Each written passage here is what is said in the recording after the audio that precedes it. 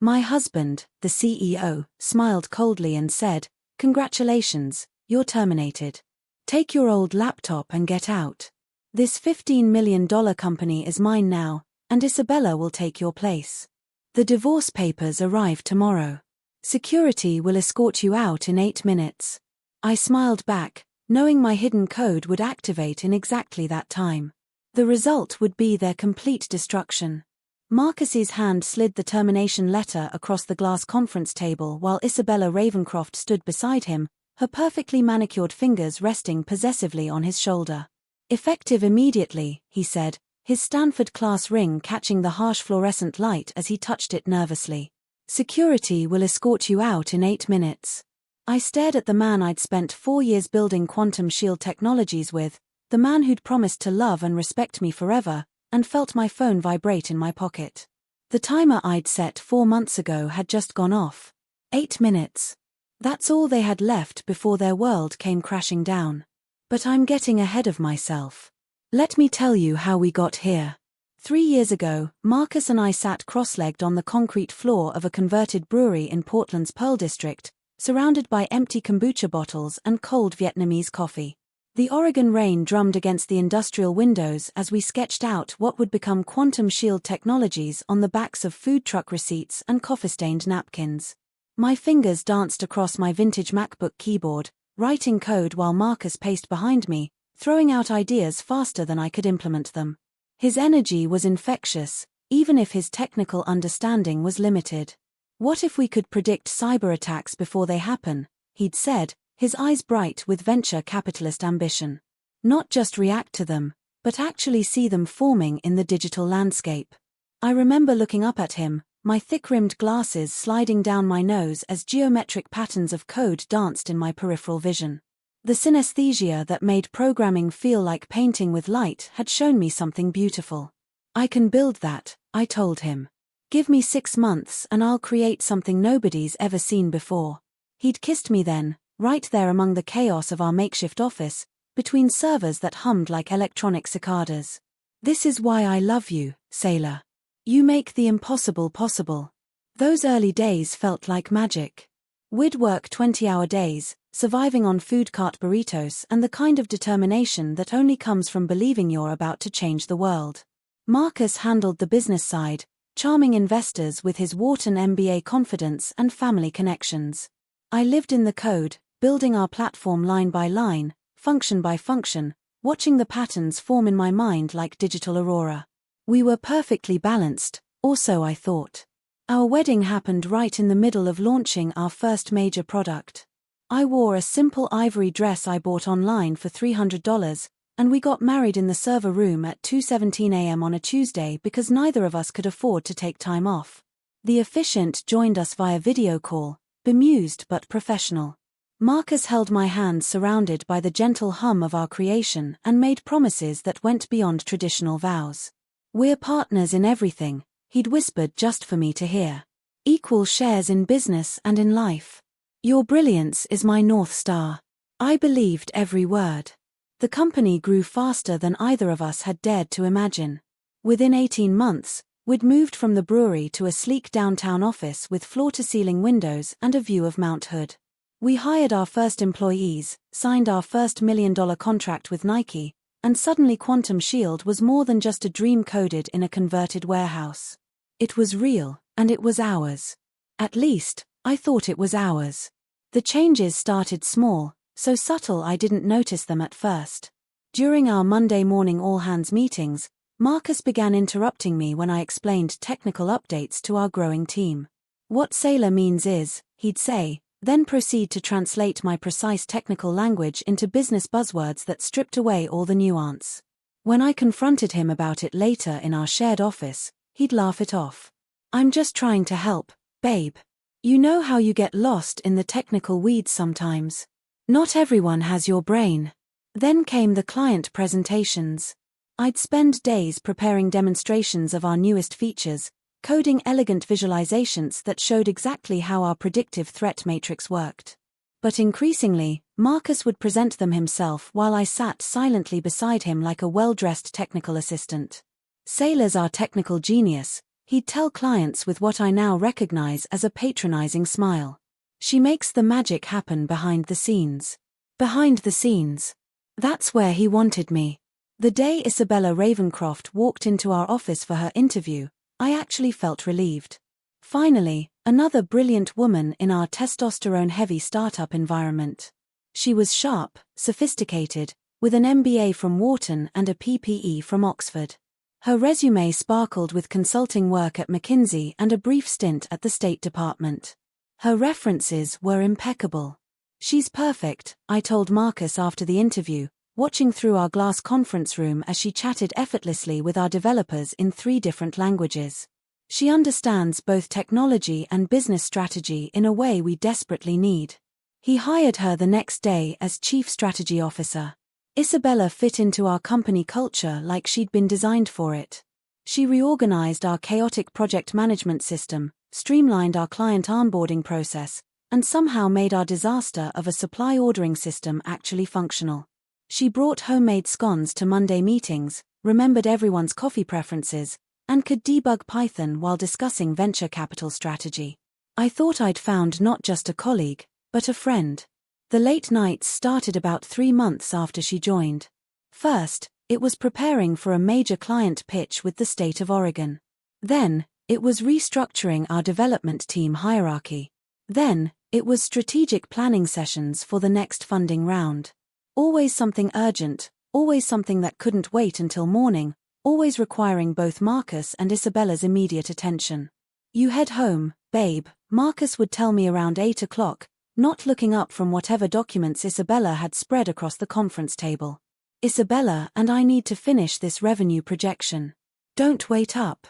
I'd drive home alone to our modernist house in the West Hills, the one we'd finally saved enough to buy after 2 years of ramen and shared studio apartments. I'd heat up leftover Thai food and fall asleep on the couch waiting for him, waking up when he crawled into bed at 2 or 3 in the morning, smelling like her perfume. "You're imagining things," he said when I finally worked up the courage to ask about it. "Isabella wears the same perfume half the women in Portland wear. You're being paranoid." Was I? I started doubting myself, questioning my own perceptions. Maybe I was just tired. Maybe the stress of scaling the company was making me see problems where there weren't any. After all, Marcus loved me. We'd built this company together. We were partners. The board meeting in October should have been my moment of triumph.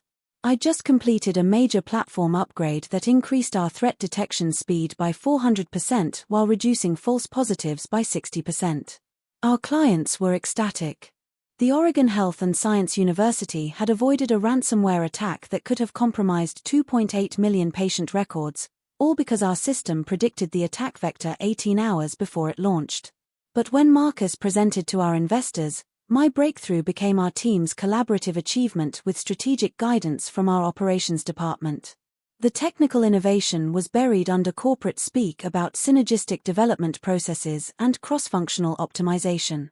"Don't you mean led by Saylor?" Dr. Evelyn Cross, our lead investor and former NSA executive, had asked pointedly. Marcus laughed smoothly. "Of course, Saylor's our CTO, but she'd be the first to tell you this was a team effort. Isabella's strategic oversight has been instrumental in focusing our technical resources on market-driven solutions." I sat there frozen, unable to contradict him in front of the board. Isabella took notes beside him, her expression neutral and professional, just doing her job. That night, I couldn't sleep. I lay beside Marcus, listening to his breathing, and realized something fundamental had shifted. This wasn't our company anymore. Somewhere along the way, it had become his company, and I was just another employee who happened to share his bed. The next morning, I started paying closer attention. I noticed how Isabella always positioned herself next to Marcus in meetings, how she touched his arm when she laughed at his jokes, how he'd started using we when talking about decisions, but the we meant him and Isabella, not him and me. I told myself I was being ridiculous, jealous, insecure. All the things Marcus had started calling me when I tried to discuss my concerns. But deep down, in that place where we store truths we're not ready to face, I knew my perfect life was already over. I just hadn't admitted it yet. That November afternoon started like any other. I'd picked up lunch from Marcus's favorite food cart downtown, Korean barbecue tacos from the place on Burnside where the owner always remembered his order. I balanced the takeout containers in one hand and used my keycard with the other, heading straight for his corner office. It was 2:47 p.m. on a Thursday. I remember because I'd just checked my phone, making sure I wasn't interrupting his 3 o'clock conference call with potential East Coast clients. His office door was cracked open, and I could hear voices from the main conference room down the hall, including Marcus's distinctive laugh. Good. His meeting had moved locations. I pushed the door open with my hip, ready to leave the food on his desk as a surprise. Isabella's silver MacBook sat open on his desk, still logged in, the screen bright and demanding attention. I should have just closed it, should have left the food and walked away. But there was something about seeing her personal computer in his private space that made me pause. The screen displayed her email, and the preview of the top message made my stomach tighten. Can't wait for this weekend. The cabin arrangements are perfect for our discussion. From Marcus's personal email address. I set the food down slowly, my eyes fixed on that screen. My finger hovered over the trackpad for just a second before I scrolled down. The next email's preview read, "Once Sailor is out, we can restructure the equity distribution exactly as planned." The Korean barbecue suddenly smelled nauseating. I sank into Marcus's chair and started reading. Really reading. Email after email, a correspondence stretching back 6 months. My husband and Isabella weren't just having an affair. They were planning a complete takeover of the company I'd coded with my own hands. "The board trusts me completely," Marcus had written 5 weeks ago. "When I present the documentation of Sailor's erratic behavior and declining performance, they'll support the termination. Her 47% ownership means nothing if she's voted out for cause." Isabella's response was even worse. "The documentation I've been creating will support that narrative perfectly. Every time she questions your business decisions, I've noted it as resistance to organizational growth. Every late night she spends debugging instead of attending social functions, it's antisocial behavior affecting team morale. We have enough." I grabbed my phone and started taking pictures. Quick, sharp clicks capturing every damning word. My hand stayed steady even as my chest felt like it might implode. 31 photos of betrayal, conspiracy, and the systematic destruction of my life's work. Then I heard footsteps in the hallway. I closed the laptop carefully, exactly as I'd found it, and was unwrapping the Korean tacos when Marcus walked in with 2 other executives. "Babe." His face lit up with what I now recognized as practiced affection. "What a nice surprise. Thought you might be hungry," I managed, my voice somehow normal. "Hi, Tom." "Hi, David." They exchanged pleasantries while I played the loving wife, mentioning I had to get back to debugging the new authentication protocol. Marcus kissed my cheek, a performance for his colleagues, and I left, walking steadily until I reached the parking garage, where I threw up beside my Subaru. That night, I lay next to Marcus while he scrolled through his phone, occasionally chuckling at something. Was he texting her? Planning their weekend at some romantic cabin while plotting my professional execution? I studied his profile in the blue light of his screen, this stranger wearing my husband's face. "Everything okay?" he asked without looking at me. "You've been quiet all evening." "Just tired. The new authentication system is more complex than I anticipated. Maybe you should take a break. You've been pushing yourself pretty hard lately." There was the groundwork for my instability narrative. I made a non-committal sound and turned away, my mind already racing. They were planning to force me out, but when? How much time did I have? The next morning, after Marcus left for his CrossFit session, I opened my laptop and began my real work. Not the authentication protocol, but something far more important. I started documenting everything. Every contribution I'd made to the company, every line of code I'd written, every innovation that had come from my synesthetic ability to see patterns others missed. I created encrypted folders, backed up to multiple cloud services under accounts Marcus didn't know existed. Then I started recording. I bought a tiny voice recorder from a spy shop in southeast Portland, paying cash while wearing a baseball cap like some character in a thriller novel. But it worked. I recorded meetings where Marcus presented my algorithms as team achievements. I recorded him telling potential investors that I was brilliant at implementation while he provided strategic vision. I recorded Isabella facilitating these conversations with surgical precision. The hardest part was continuing to sleep next to him, continuing to kiss him goodbye in the mornings, continuing to pretend I didn't know he was destroying everything we'd built together while planning a future with another woman. Some nights I'd lie awake until 4 or 5 in the morning, writing code on my laptop while he snored beside me. But this wasn't company code. This was insurance. I began embedding tracking protocols into every major system I'd built, invisible markers that would prove the code was mine. I created backdoors into the platform not to harm it, but to ensure I could demonstrate my authorship if needed. Each line was carefully crafted to be completely undetectable during normal operations, hidden in the elegant architecture like watermarks in expensive paper. "You're working too much," Marcus said one morning, finding me asleep at my desk at home. "Maybe we should discuss reducing your responsibilities at the company. Let you focus on the big picture stuff." Another brick in their wall of evidence. I started seeing Dr. Rebecca Thorne, a therapist in Beaverton, far enough away that I wouldn't run into anyone from work. I paid cash, gave my maiden name Klein instead of Vaughan, and poured out my story to a stranger who handed me tissues and told me I wasn't losing my mind. "Gaslighting," she said during our third session, her voice gentle but firm. "What you're describing is textbook emotional manipulation designed to make you question your own perceptions. But what if I'm wrong? What if I'm just being paranoid and jealous?" She looked at me over her reading glasses. "Sailor, you have photographic evidence of their conspiracy and embezzlement. That's not paranoia. That's pattern recognition." November turned into December. The company holiday party was torture, watching Marcus and Isabella carefully maintain professional distance while their eyes found each other across the room like magnets.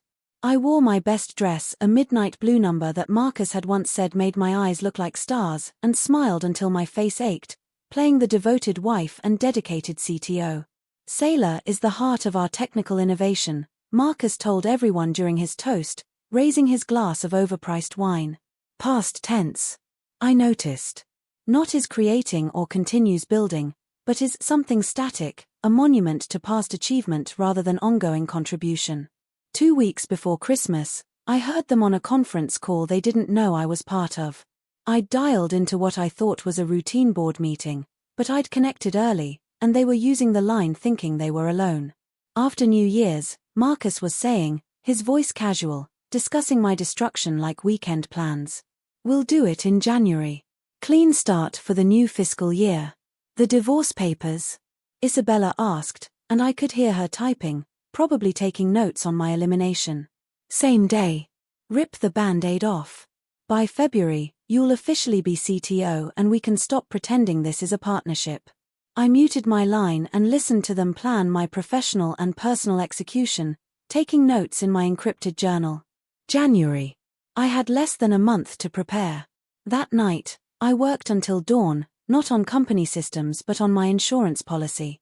Every platform I'd built for Quantum Shield had a rhythm, a digital heartbeat I knew better than my own pulse. I didn't create destruction that would be too obvious, too easily traced back to me. Instead, I created vulnerability. Tiny gaps in our security architecture that would only matter if someone knew exactly where to look. The kind of sophisticated weaknesses that international hackers dream about finding, but subtle enough to appear like natural evolution of code complexity. I wasn't going to use them directly. But if Marcus wanted to take everything from me, he should understand that everything included the knowledge of how to protect what I'd built. Without me, those vulnerabilities would be like leaving windows open in a hurricane. "Come to bed," Marcus called from the bedroom at 4 a.m., his voice thick with sleep. "5 more minutes," I replied, typing the last lines of code that would serve as my insurance policy. He was snoring when I finally crawled into bed, my laptop warm from hours of work. I looked at his sleeping face and felt nothing but cold resolve. They thought they were so clever, documenting my instability and planning their takeover. They had no idea what I was capable of when cornered.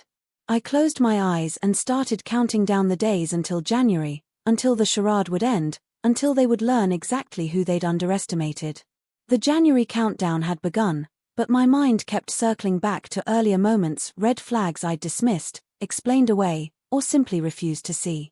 Now, with the truth burning in my chest like acid, every memory took on a different shade. The first board meeting I wasn't invited to happened in early September. I'd been preparing my quarterly technical presentation for weeks, creating visualizations that would help our investors understand the breakthrough we'd achieved in predictive threat analysis. Our new NeuroGuard system could identify attack patterns that didn't even exist yet, extrapolating from behavioral data to predict cyber threats weeks before they manifested.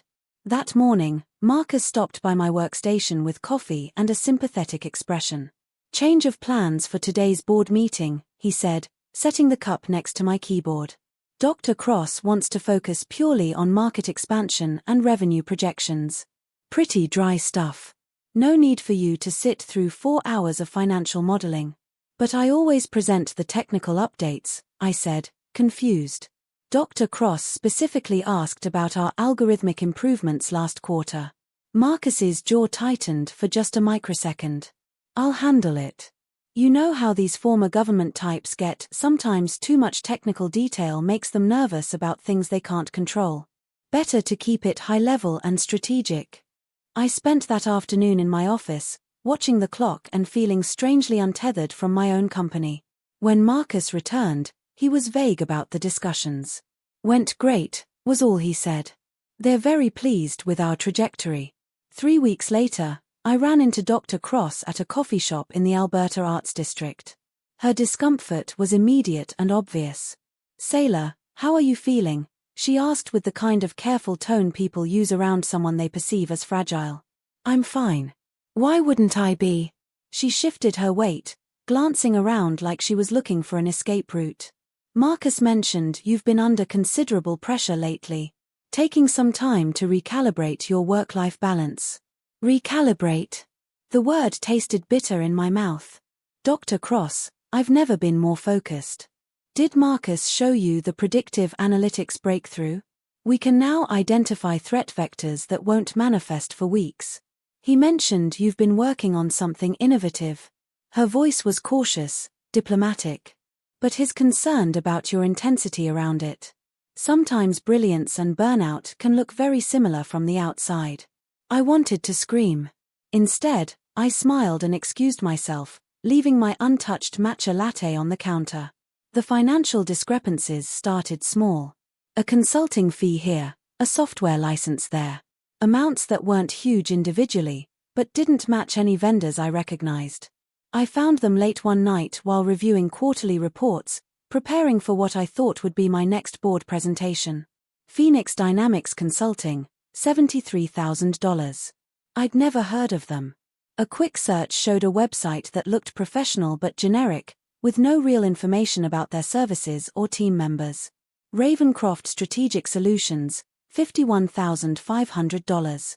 Another ghost company with a phantom digital footprint and an address that traced back to a UPS store in Beaverton. I printed everything and confronted Marcus the next morning, spreading the documents across his desk like evidence in a crime scene. "Why are you going through financial reports?" he asked without looking up from his computer. "That's not your area. I'm a 47% owner of this company. Every area is my area." He sighed, the sound of a patient parent dealing with a difficult child. "These are standard business expenses, Sailor. Consultants I've brought in to help with expansion strategy and operational efficiency.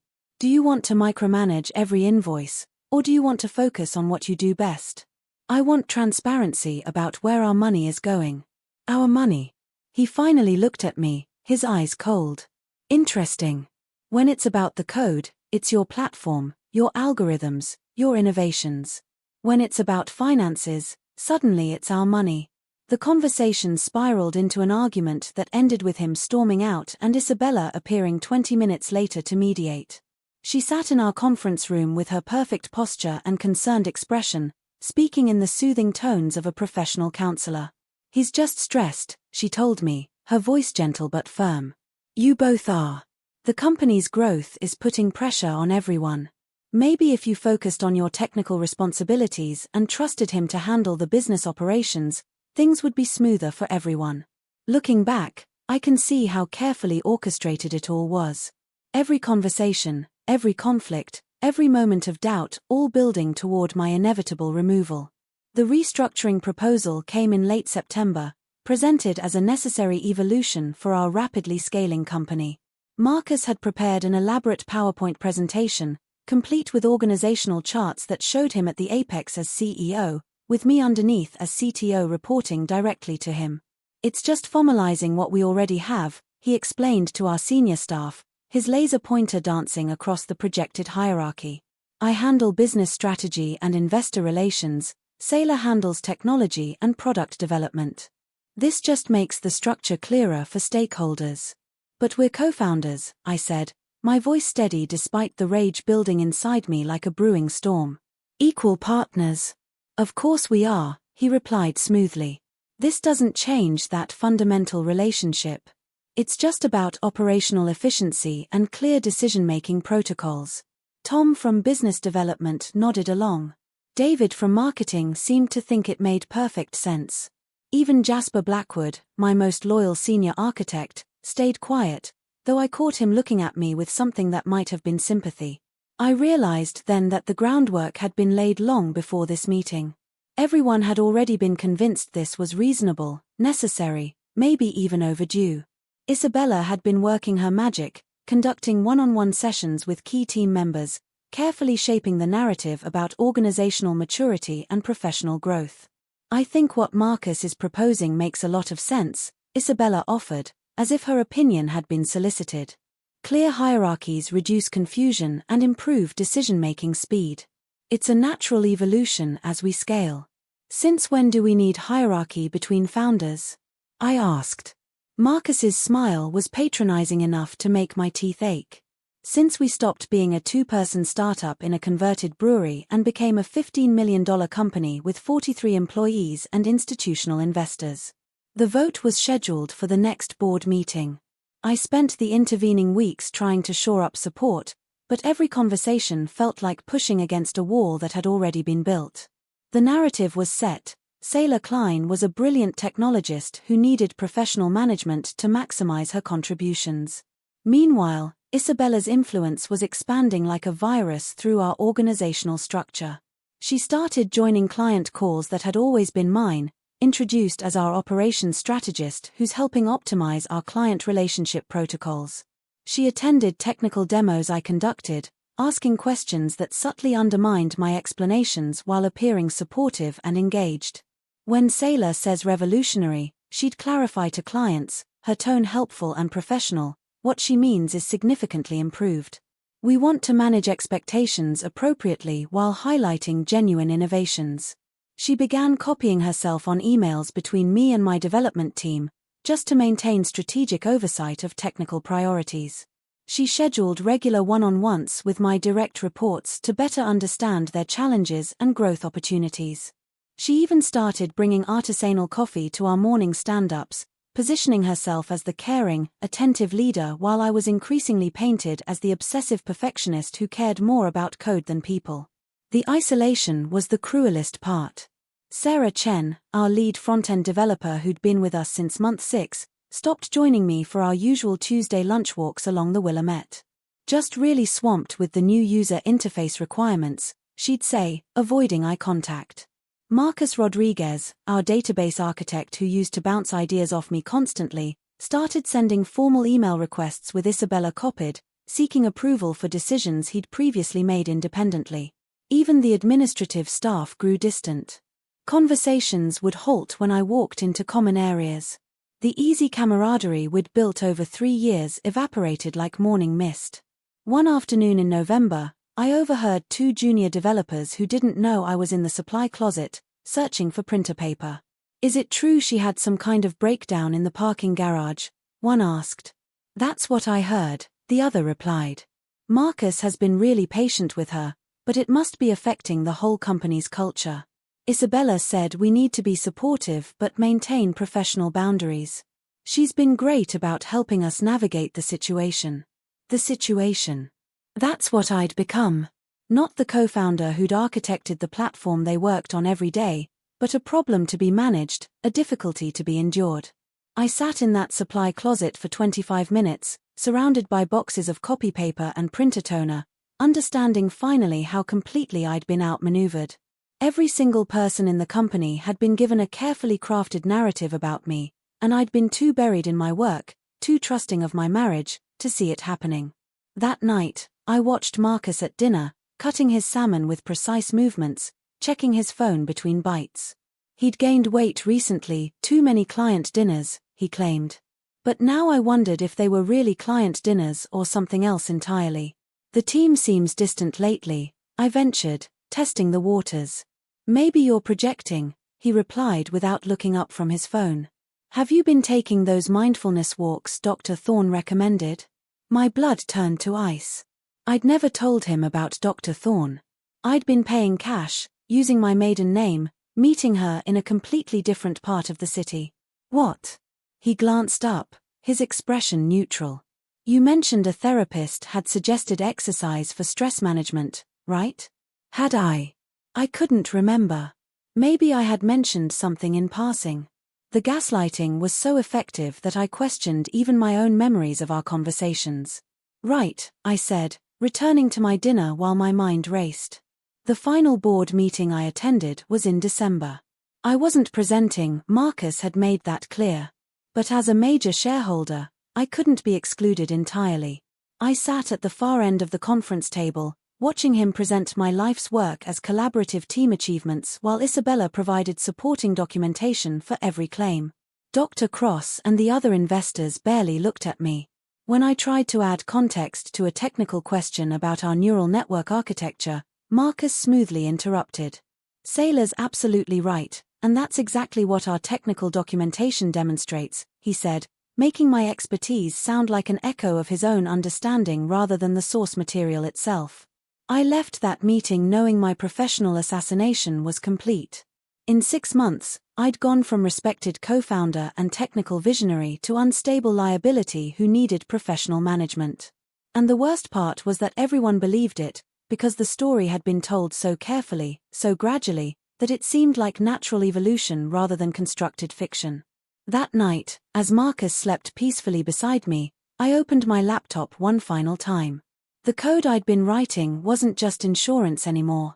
It was justice waiting to be served, elegant and inevitable as a mathematical proof. The code flowed across my screen like digital poetry, each line more elegant than the last. 3 days before everything ended, at 2:47 a.m. on a Monday, I watched our platform do something nobody thought possible. It detected an attack pattern that didn't exist yet. A future breach predicted and prevented before the hackers even launched their assault. Oregon Health and Science University, our second biggest client, never knew how close they came to disaster. Our NeuroGuard algorithm identified 23 separate vulnerability points being probed by what looked like innocent traffic patterns. But the underlying structure, the beautiful and terrifying mathematical signature, revealed a coordinated attack scheduled to hit in exactly 11 hours and 16 minutes. I called their head of IT security directly from my home office, waking him up at 3 a.m. Tom, you need to get your team online immediately, I said, my voice steady despite having been awake for 19 hours straight. You're about to be hit with a sophisticated ransomware attack targeting your patient data systems. Saylor, it's 3 in the morning. What are you talking about? Check your servers, specifically the backup authentication protocols and the legacy database connections. You'll see probe traffic that appears routine, but it's actually stress testing your response times for a synchronized assault at 2:23 p.m. today. The silence stretched out for 30 seconds. Then I heard rapid typing and increasingly urgent voices in the background. Jesus Christ, Tom breathed. How did you? We're seeing it now. This is incredible. I walked him through the countermeasures, my fingers dancing across the keyboard as I helped his team transform their vulnerable systems into a digital fortress in real time. By 6 a.m., we'd turned their network into something that would make the Pentagon envious. When the attack came at exactly 2:23 p.m., it bounced off their defenses like rain against armor plating. The call came at 3:15 p.m. Paul Morrison, OHSU's Chief Information Officer, was practically shouting with excitement and relief. "Sailor, do you understand what you just accomplished? You saved us from what could have been a $200 million loss and a complete compromise of 2.8 million patient records. This is revolutionary. This changes everything about cybersecurity." "The platform performed exactly as designed," I said, exhausted but exhilarated. "This is why Quantum Shield exists. We need to set up a call with Marcus and the board. This deserves recognition at the highest levels. Hell, this deserves a case study in every cybersecurity program in the country." My stomach dropped like a stone. Of course. Marcus will coordinate everything. The client call was scheduled for that afternoon. I prepared a detailed presentation showing exactly how our NeuroGuard system had detected the future attack pattern, the predictive modeling algorithms that made it possible, and the implications for proactive cybersecurity across every industry. This was Nobel Prize-level innovation, and it had emerged from my mind, my code, my synesthetic ability to see patterns that existed only in mathematical probability space.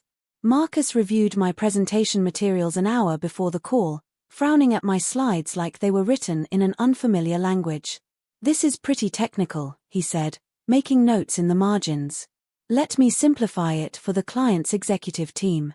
I watched him delete slide after slide of my work, replacing them with vague corporate buzzwords and meaningless business speak. My groundbreaking neural network architecture became our proprietary threat analysis matrix. The predictive modeling algorithms became advanced analytics with machine learning capabilities. 3 years of innovation, reduced to marketing copy that could have described any security software on the market. When the call began, Marcus positioned himself directly in front of the camera while I sat slightly off to the side, barely visible in the frame of what should have been my moment of triumph. "Paul, we're thrilled that Quantum Shield's platform was able to protect OHSU's critical infrastructure," Marcus began, his voice smooth and confident.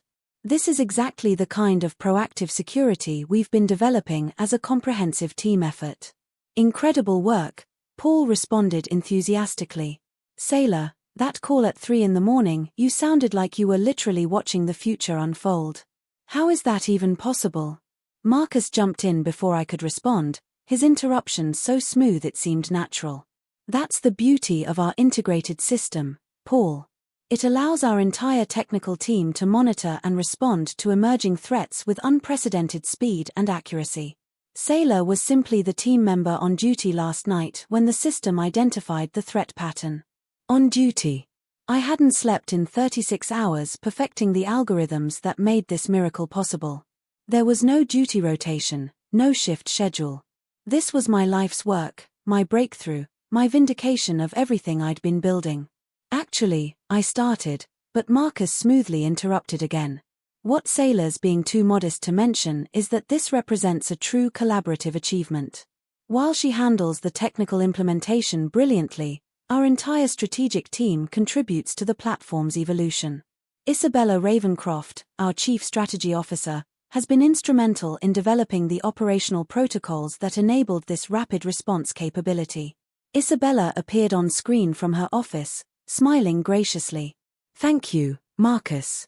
It's really about creating the right organizational frameworks to support our technical team's extraordinary capabilities." She didn't even understand how the neural networks functioned, couldn't debug a simple loop if her life depended on it, but there she was, accepting credit for my breakthrough while appearing humble and team-focused. The call continued for another 30 minutes, with Marcus masterfully redirecting every ounce of credit away from me while appearing to praise my contributions. By the end, Paul Morrison probably thought I was just a talented programmer following orders from visionary leadership. After the call ended, I sat in our empty conference room staring at the blank screen where my greatest professional achievement had just been stolen in real time. I'd been powerless to stop it without appearing unstable, emotional, or difficult to work with all the things their carefully constructed narrative said I was. That evening, I made my final preparations. Every piece of documentation proving my authorship of Quantum Shield's core technology went into multiple encrypted cloud storage accounts registered under my maiden name. Patent applications I'd filed independently before the company's legal formation. Original code repositories with cryptographic timestamp verification. Email chains from the early days when Marcus freely admitted he couldn't understand my technical explanations. I also made copies of something else, the real financial records. Not the sanitized versions Marcus showed the board, but the raw transaction data showing where money actually flowed. Phoenix Dynamics Consulting, I discovered, was registered to an address that turned out to be Isabella's sister's apartment in Lake Oswego. Ravencroft Strategic Solutions traced back to a shell company in Delaware with no actual employees or services. They weren't just planning to steal my company. They'd already been embezzling from it for 8 months. Wednesday morning, I met with Elena Rodriguez, a divorce attorney recommended by Dr. Thorne. Her office was in Tigard, far enough from Portland's tech corridor that I wouldn't run into anyone I knew. Elena was sharp and direct, with the kind of eyes that had seen every type of marital betrayal imaginable. Oregon has equitable distribution laws, she explained after reviewing my documentation. Normally, that would mean a fair split of assets acquired during marriage. But your husband has been very clever about the corporate structure. She showed me the incorporation documents. My signature was there, but the papers had been subtly altered, digitally modified to change my status from co-founder to founding technical contractor with equity compensation. The timestamp metadata showed they'd been updated just 6 weeks ago. He's been planning this systematically, Elena said, her voice gentle but firm. The good news is that if we can prove fraud and document the conspiracy, everything changes. But that's going to be a long, expensive legal battle. How expensive? More than you'll have access to once he freezes the joint accounts, which he will do the moment divorce papers are filed. I wrote her a check from my personal account, one Marcus didn't know about, where I'd been slowly accumulating money from small consulting projects and bug bounty rewards. Start building the case, I told her. I'll handle the rest. That last night, Marcus suggested dinner at home instead of going out. I want to cook for you, he said, and for a moment, he looked like the man I'd fallen in love with 4 years ago. The one who'd stayed up all night with me debugging recursive loops, who'd celebrated every small victory with genuine joy. He made seafood risotto, my favorite, and opened a bottle of wine we'd been saving for our next major milestone. We sat at our dining room table, the reclaimed wood piece we'd found at a Portland maker's market and refinished together, and for brief moments, I could almost forget what I knew. Remember when we could barely afford food cart meals every day, he said, raising his glass. Look how far we've come. We've built something extraordinary, I agreed, clinking my glass against his. He reached across the table and took my hand, his thumb tracing familiar patterns on my palm. I know things have been stressful lately. The company's rapid growth, the investor pressure, all the new responsibilities. It's been hard on both of us. It has been challenging, I acknowledged, watching him build his alibi for tomorrow's betrayal. But I want you to know, Sailor, you're the most brilliant person I've ever known. Your mind works in ways that still amaze me after all these years. Past tense. Again. After we close the Series B funding, he continued, let's take a real vacation. Somewhere tropical, just us. Maybe that coding retreat in Costa Rica you mentioned. That sounds perfect, I lied, watching him lie to me. We did the dishes together like we used to, he washed, I dried, our movements synchronized from years of practice. When we finished, he pulled me close and kissed me with what felt like genuine tenderness. For just a moment, I let myself feel the full weight of what we'd had, what I was about to lose forever. I love you, he whispered against my hair. I know, I said, because I couldn't say it back. Not anymore. That night, as Marcus slept peacefully beside me, I lay awake running through my mental checklist one final time. The vulnerability code was in place, invisible and elegant. The documentation was secured across multiple encrypted repositories. The lawyer was retained and prepared. Everything was ready. At 3:30 a.m., I slipped out of bed and walked through our house one last time, the pictures on the walls showing our journey from broke dreamers to successful entrepreneurs, our wedding photo where we both looked so young and hopeful, the framed first check from our first major client. I made myself tea and sat in my home office, watching Portland's early morning light creep over the Cascade Mountains. In 5.5 hours, Marcus would call me into the conference room. In 5.5 hours, my life as I knew it would end. But he didn't know about the timer on my phone. He didn't know about the elegant vulnerabilities waiting in dormant code. He didn't know that sometimes the person you underestimate most is the one who knows your systems better than you know them yourself. I opened my laptop and typed a single command into a terminal window, scheduling it for exactly 8 minutes after 9 a.m. Then I closed the laptop, finished my tea, and went to get ready for my last day as Marcus Vaughnt's wife and business partner. I chose the charcoal grey suit, the one I'd worn to our first major investor presentation when Dr. Cross had grilled us for 3 hours about our technical specifications.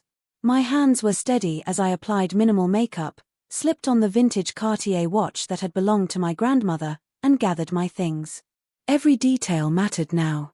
Every gesture would be scrutinized later. The call came at exactly 9 a.m. Not 8:59, not 9:01. Marcus had always been obsessively precise about his cruelties.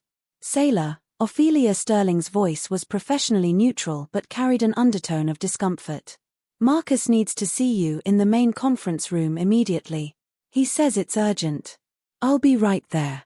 I picked up my laptop bag, the old leather one from our startup days with scuff marks that told the story of our journey, and walked through the office with my head high. Developers looked up from their monitors as I passed. Did they know what was coming? Had word already spread through whatever gossip network Isabella had cultivated? The walk to the conference room felt both endless and too brief. Each step was another second closer to the performance Marcus had been rehearsing, probably with Isabella's coaching on optimal timing and word choice. When I reached the glass-walled room, I could see the staging through the transparent walls. Marcus sat at the head of our polished table, the one we'd chosen together because it represented transparency and collaborative leadership. Isabella stood to his right, her burgundy dress a power color choice that couldn't be accidental. Ophelia lurked near the window with a manila folder, wearing the expression of someone who'd rather be anywhere else in the world. I turned the handle and stepped into my carefully orchestrated destruction. "Sailor, please sit down," Marcus said, gesturing to the chair directly across from him, the defendant's position in his corporate tribunal. I remained standing, my laptop bag over my shoulder like armor. "I'm comfortable, thanks." Something flickered in his eyes, annoyance that I wasn't following his script, wasn't playing the role of the confused, emotional wife he'd probably rehearsed for. "Very well." He straightened a stack of papers on the table, his nervous tell that I'd learned to read over 4 years of marriage. "I'm afraid we need to discuss your position here at Quantum Shield." "My position as co-founder and chief technology officer," I said clearly, each word deliberate. Isabella shifted almost imperceptibly. Ophelia clutched her folder tighter. "Your position as a technical contractor," Marcus corrected, his tone sharp and loyally. "And I'm afraid that contract is being terminated." The words hung in the air between us like smoke. I counted 5 heartbeats before responding. "On what grounds?" "Performance issues, failure to adapt to organizational growth, and creating a disruptive work environment," he recited, lifting a document and pretending to read from it. "There have been multiple documented complaints about your resistance to collaborative processes and inability to function within our mature corporate structure."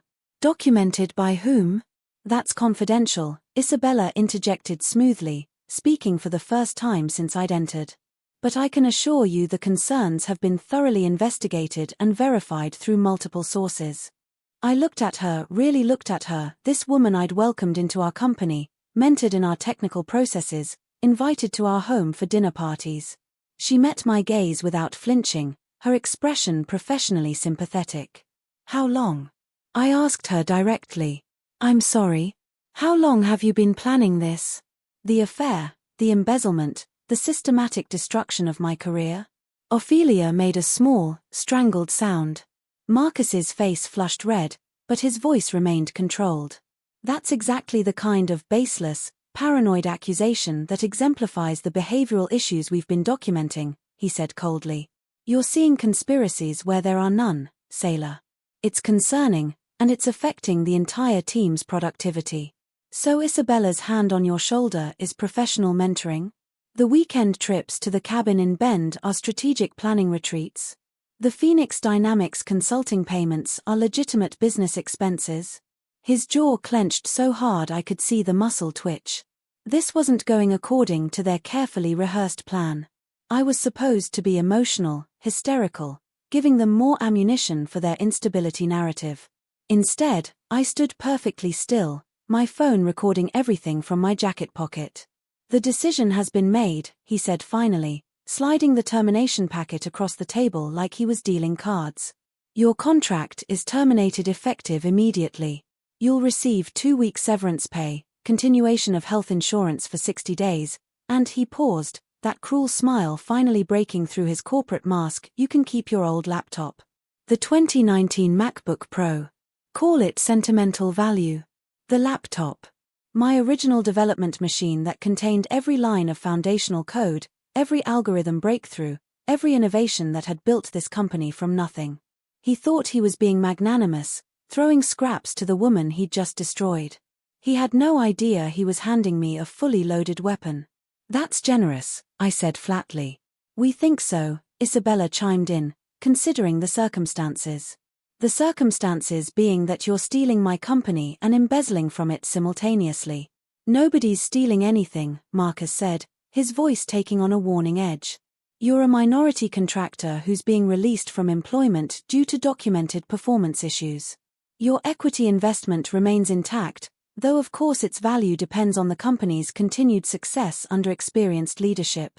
Experienced leadership meaning Isabella, the woman who'd been systematically looting our accounts for months. "Is that everything?" I asked. Marcus seemed genuinely surprised by my composure. He'd clearly prepared for tears, anger, desperate pleading. Not this Arctic calm. Not quite. His smile widened, and I saw the man behind the mask, the one who'd been planning this moment for months, savoring the anticipation. "There's one more matter of a personal nature." He pulled out another envelope, this one with a law firm's logo embossed in expensive ink. "I've filed for divorce. The papers will be served at the house this evening." I thought it would be more efficient to handle both separations simultaneously. The room seemed to tilt slightly, but I held steady. Even expecting it, hearing the words felt like being filleted with a precision blade. How thoughtfully efficient. "I'm moving out this weekend," he continued, as if discussing a business trip. "You can stay in the house for now. We'll sort out asset division through our respective attorneys." Our attorneys. Already separate, already adversarial. "Anything else?" "Security will escort you to your workstation to collect personal belongings," Ophelia finally spoke, her voice apologetic but firm. "Standard termination protocol." I picked up the termination packet without reading it, then reached for the laptop bag Marcus had indicated, my old development machine sitting on the side table like a prop in their carefully staged drama.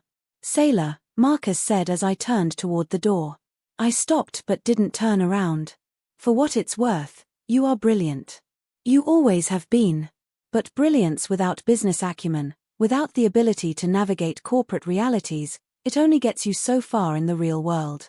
I did turn then, meeting his eyes one last time. "You're right, Marcus. I never learned to play corporate politics.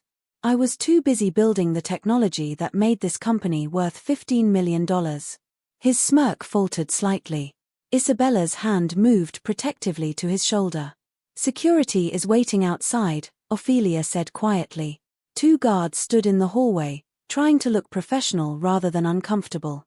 I recognized them, Tony and Jeff, guys I'd chatted with every morning for 3 years, who'd helped me carry equipment during our office moves. "Morning, guys," I said pleasantly. "Ready for the perp walk?" Jeff looked like he wanted to disappear into the floor. Tony managed a weak smile. The walk through the office was surreal. Every face that turned toward me was a verdict. Some looked away quickly, complicit in their knowledge of what was happening. Others seemed confused, watching their CTO being marched out like a security threat. A few, my original development team members, looked stricken. Sarah Chen half stood from her desk as we passed. I shook my head slightly, and she sank back down, her eyes bright with tears she couldn't shed in public. At my workstation, I was given exactly 10 minutes to pack personal items. I made a deliberate show of slowly placing mementos in a cardboard box: the coffee mug from our first successful penetration test, a photo of the original team celebrating our first major contract, the stress ball shaped like a bug that the developers had given me as a joke. I left everything important behind: the awards, the framed patents, the first dollar we'd ever earned as a company. Let them gather dust as monuments to what Marcus had destroyed. That's everything, I told Tony, who looked like he desperately wanted to apologize but couldn't risk his job. The elevator ride down felt like descending from a life I'd never get back. Through the lobby, past the reception desk where Emma sat with wide, sympathetic eyes, out through the glass doors that we'd selected because they represented openness and transparency. The March air hit my face, sharp and clean with the scent of cherry blossoms from the trees lining the street. Behind me, the building rose into Portland's characteristically grey sky, containing everything I'd built and lost in the span of 4 years. My phone buzzed. A text from an unknown number: check your email. Welcome to reality. I deleted it without reading whatever gloating message Isabella had crafted. Another buzz. My calendar notification: system maintenance 8 minutes. I looked back at the building one more time, then walked to my car, placing the laptop bag carefully in the passenger seat like it contained precious cargo. 8 minutes until the code activated. 8 minutes until they learned what happens when you steal from someone who built the very foundation you're standing on. But I couldn't bring myself to drive away yet. The parking garage felt like a sanctuary, concrete and shadows protecting me from having to face the world beyond this moment. The laptop bag sat in my passenger seat, containing not just my old development machine but the accumulated weight of 4 years' worth of innovations, late nights, and breakthrough moments that had just been stripped away from me. My phone showed 9:07. 1 minute. I pulled out my personal device, not the company phone they'd probably already deactivated, and opened an encrypted messaging app I'd installed months ago. The interface was stark, just a single status indicator that read pending. 9:08. The parking garage echoed with normal sounds. Car doors closing, engines starting, the everyday rhythm of a business day that was about to become anything but normal. A concrete support pillar next to my car had a hairline crack running through it. I'd noticed it on our first day in this building, joked with Marcus that it was a metaphor for how we'd break through industry barriers. Now it looked like a fault line waiting to split wide open. 9 hours 8 minutes and 30 seconds. My phone vibrated once. The status indicator changed from pending to active. Then a cascade of automated messages began flooding my secure partition, each one confirming that months of careful preparation were unfolding exactly as designed. Authentication timeout protocols modified, port 443 backup verification cycles extended to 45-minute intervals, database query optimization disabled, SSL certificate validation, randomized system monitoring delays implemented across all nodes. Each message represented a tiny adjustment to the platform's behavior. Individually meaningless, like loosening a single bolt on a suspension bridge. Collectively, they would create a cascade failure that would appear to come from external attackers exploiting natural vulnerabilities. I finally started my car but didn't leave the garage immediately. Instead, I drove up the spiral ramps slowly, windows down, listening. By the time I reached street level, I could already sense the subtle shift in the building's energy. A few more people than usual were visible through the ground floor windows, walking with purpose that bordered on urgency. I pulled into a loading zone across the street, hazard lights blinking, and sat watching my former workplace through the rain that had started while I was inside. Portland's perpetual drizzle felt cleansing, washing away 4 years of trust and partnership and naivety. For the first time in months, I felt completely free. No more pretending to sleep when Marcus crept into bed at 3 a.m. smelling like Isabella's perfume. No more forcing smiles during meetings while my innovations were rebranded as team achievements. No more swallowing my voice to maintain a peace that had never really existed. My phone buzzed with another status update. External probe detected, source, Moscow. Right on schedule. The vulnerabilities I'd created were like fresh blood in shark-infested waters, and the international hacking community was already responding. But they weren't random criminals, these were sophisticated groups who monitored constantly for exactly these kinds of opportunities. A cybersecurity company suddenly showing weakness was like a bank advertising that its vault door was stuck open. Through the rain-streaked windshield, I watched the lobby more carefully. The reception area, usually calm with its minimalist furniture and living plant walls, was becoming animated. The security guard had abandoned his newspaper and was speaking urgently into his radio. The receptionist was typing frantically, probably fielding calls from clients whose monitoring systems were detecting anomalies. 9:12. A group of developers rushed past the windows, heading toward the elevator banks with the kind of speed reserved for genuine emergencies. I recognized 3 of them from my former team, brilliant minds who were probably just now discovering that their elegant, secure platform was hemorrhaging data like a punctured balloon. My phone displayed the expanding crisis. Database response times increased 300%, cascading authentication failures initiated, Beijing probe successful, admin credentials compromised. The code wasn't destroying anything directly. It was simply making the system work against itself, each security protocol creating delays that triggered more security protocols in an elegant spiral of dysfunction. Like an immune system attacking healthy tissue. 2 people burst through the building's main entrance, phones pressed to their ears, moving with the desperate energy of people whose professional lives were collapsing in real time. One was Tom Davidson from business development, usually composed, now gesticulating wildly as he tried to explain something to whoever was on the other end of his call. No, the entire client monitoring portal is down, I heard him saying as he passed near my car. They can't access their security dashboards. We don't know when it'll be back online. The client portal, the crown jewel of our service offering, where Fortune 500 companies monitored their cybersecurity in real time. If that was down, every phone line in the building would be lighting up like a Christmas tree. 9:15. More people were visible through the windows now, moving between floors with increasing desperation. Someone had dropped a stack of papers near the main window, and in the rush, nobody had stopped to collect them. The careful corporate choreography that Isabella had spent months perfecting was breaking down like a symphony played by a panicking orchestra. My phone showed new developments. London probe detected and successful, Sao Paulo intrusion in progress, Tel Aviv hackers downloaded client metadata. Word was spreading through the global cybercriminal underground. Quantum Shield Technologies, the company that promised to predict and prevent digital attacks, was suddenly broadcasting its own vulnerabilities to anyone with the skills to exploit them. It was like watching a shepherd realize his guard dogs had turned into sheep.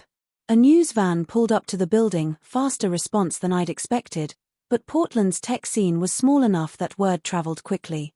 The reporter was already adjusting her rain jacket as her cameraman unpacked equipment, drawn by the scent of a developing story. 9:18. The lobby had transformed into controlled chaos. I could see Marcus himself descending from his executive floor, abandoning his corner office throne to manage the crisis personally. His usually perfect hair was disheveled, his tie loosened. Isabella was beside him, her burgundy power dress looking less authoritative now, more like a target. Someone actually ran across the lobby with an armload of servers, probably trying to physically disconnect critical systems. The elevators were in constant motion, floor indicators lighting up as teams scrambled to respond to threats they couldn't understand or contain. My phone provided running commentary on their destruction, memory leak in primary authentication service expanding exponentially, Moscow probe downloaded financial records, backup systems failing, verification, data integrity compromised. That last notification made me smile. Some Russian hacker was probably celebrating right now, having penetrated the legendary quantum shield within minutes of detecting weakness. The credentials they'd stolen were real but limited enough to cause maximum panic without enabling actual data theft. I wasn't cruel, just precise in my revenge. 9:20. The rain had intensified, drumming against my car roof like applause.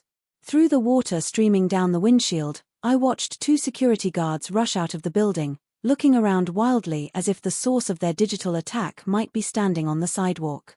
Their eyes passed right over me, just another person in a parked car, waiting out the storm. Behind them, visible through the glass doors, someone had wheeled out a whiteboard into the lobby. They were trying to coordinate their response manually since their digital systems were becoming unreliable. It was almost touching, like watching someone try to stop a tsunami with sandbags. Marcus was on his phone now, pacing in tight circles. Even from across the street, I could see the tension in his shoulders, the way he kept running his hand through his hair, his tell when situations spiraled beyond his control. How many times had I seen that gesture during our startup days? Except back then, I'd been the one who fixed whatever was broken. Now I was the one who'd broken it. 9:22. A second news van arrived, this one from a major Portland station. Someone inside Quantum Shield must have leaked information about the scope of the breach. A cybersecurity company under active attack was the kind of technology disaster that attracted immediate media attention, especially when that company's clients included major healthcare systems and government contractors. My phone buzzed with a call from an unknown number. Probably Marcus or Isabella trying to reach me on a line they thought I might actually answer. I sent it to voicemail and watched the building where my former life was ending in spectacular fashion. Another status update: Mumbai successful intrusion confirmed. Frankfurt probe initiated. Toronto systems accessed. The entire world was watching Quantum Shield burn, and they were all bringing digital torches to help fuel the fire. Through the chaos, I spotted Jasper Blackwood at his workstation on the 4th floor, visible through the rain-washed windows. Unlike the others running around in panic, he sat very still, staring at his screen with the focused intensity one knew meant he was seeing patterns in the code. He understood. Maybe not the specifics, but he knew this wasn't random. Our eyes met across the distance, and he pressed his hand against the window, a salute, or maybe a goodbye to the partnership we'd shared. I raised my hand in response, then put my car in drive. 9:24. As I pulled into traffic, I could see emergency vehicles arriving in my rearview mirror, police cars, possibly federal agents responding to what would inevitably be classified as a major cybersecurity incident. By tonight, Quantum Shield would be trending on every technology platform and news outlet. Cybersecurity giant falls to sophisticated cyber attack. The headlines would write themselves. The rain continued as I merged onto I-5, leaving the chaos behind. My phone kept buzzing with status updates, each one confirming that the code was performing exactly as intended, not attacking, just revealing, not destroying, just opening doors that should have remained locked. Everything Marcus had built on the foundation of my stolen work was crumbling, and he couldn't even call me to fix it because he just fired the only person who understood the system architecture. The irony was beautiful enough to make me laugh out loud, a sound that surprised me with its genuine joy. For the first time in months, I was actually, truly laughing. The laughter faded as my phone erupted with incoming calls. Not gentle notification buzzes anymore, but aggressive, demanding rings that seemed to shake the entire device. The first name on the screen made my pulse quicken: Dr. Evelyn Cross. I pulled into a Whole Foods parking lot, rain still drumming against my windshield, and stared at her name flashing insistently.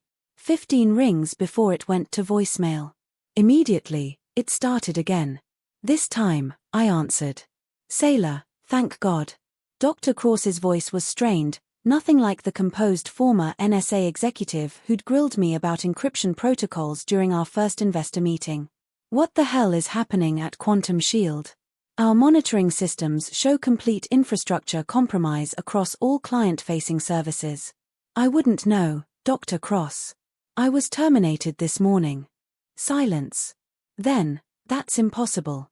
The OHSU breakthrough was 72 hours ago. You saved them from a massive ransomware attack. Ask Marcus. He felt my services were no longer required. But the attacks started minutes after you left the building." She paused, and I could practically hear the analytical mind that had once run cybersecurity for the federal government putting pieces together. "Sailor, please. Whatever's happening, we're hemorrhaging portfolio value. Can you fix this? I don't work there anymore. I'll pay you directly. Consulting fees, whatever rate you want.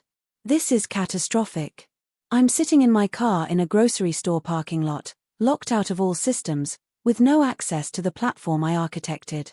Even if I wanted to help, which I don't, I couldn't." She cursed, something I'd never heard from her before, a creative combination of words that would have impressed a sailor. "This is going to destroy everything. Do you understand that? Everything. I ended the call. Immediately, another came through.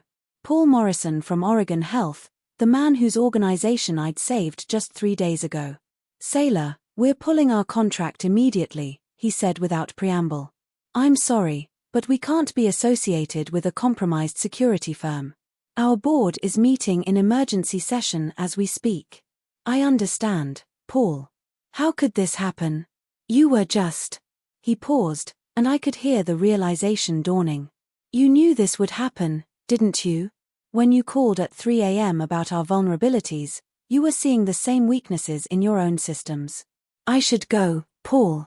If you ever start your own firm, call me. We'll be your first client. The calls kept coming like a digital avalanche. Investors, clients, former colleagues, technology journalists who'd somehow obtained my personal number. I sent them all to voicemail, watching the messages pile up like snow in a blizzard. At 11:23 a.m., Marcus's name finally appeared on my screen.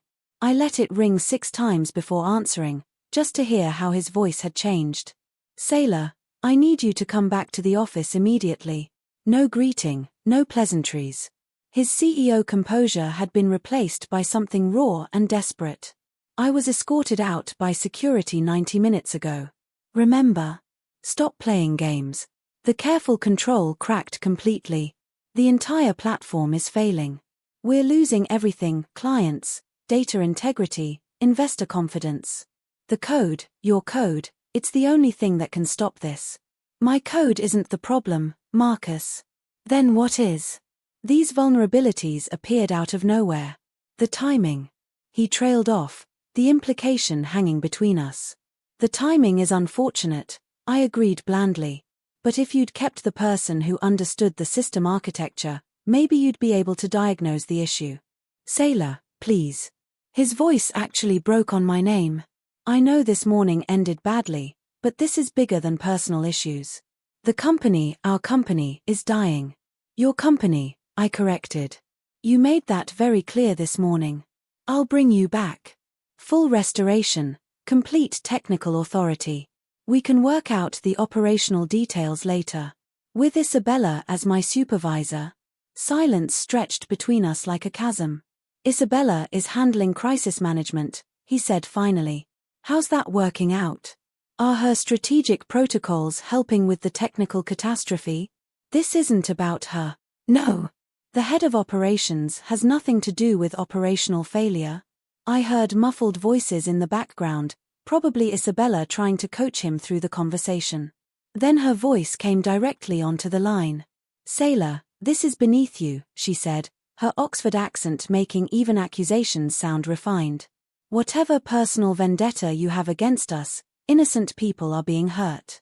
Our employees, their families, the clients who trust us. The employees who watched me get marched out like a criminal. That was standard termination protocol. That was theater, I cut her off. You wanted everyone to see me humiliated. Well, now they can see you fail. Poetic justice, really. Marcus grabbed the phone back. The Russians are inside our systems, Sailor. Actual state-sponsored hackers are downloading client data as we speak. Do you understand what this means for national security? It means you should have invested in better security infrastructure instead of embezzlement schemes and office politics. I'm begging you. Those 3 words hung in the air like a confession. Marcus had never begged for anything in his privileged life. He'd charmed, persuaded, manipulated, and demanded, but never begged. I can't help you, Marcus. I don't have access anymore. You made sure of that. I'll give you full administrative access right now. Remote login, root privileges, whatever you need. And contaminate the crime scene? I'm sure the FBI would love that. The FBI? His voice pitched higher with panic. They're not, we haven't called. You haven't notified federal authorities about a major cybersecurity breach involving government contractors and healthcare systems? That's going to look interesting in the investigation. The sound he made wasn't quite a sob, but it was close. My phone beeped with another incoming call, a local news station. I have to go, Marcus. Good luck with everything. Sailor, wait. I ended the call and switched off my phone entirely. Driving home through familiar Portland streets, everything looked different somehow, sharper, more vivid, like I was seeing the city clearly for the first time in months. The rain had stopped, leaving the world clean and gleaming. Trees lined the residential streets with their branches heavy with water that caught the light like prisms. My house sat quietly in the West Hills, all modern lines and large windows that had once represented our success. Now it just looked like shelter, a place where I could finally stop pretending to be someone I wasn't. Inside, I made myself tea and opened my personal laptop, the secure one Marcus had never known about. The news was already everywhere, spreading through the technology community like wildfire. Breaking: Quantum Shield Technologies suffers major security breach. Cybersecurity firm breached by international hackers. Portland tech company under FBI investigation. The tech blogs were having a field day.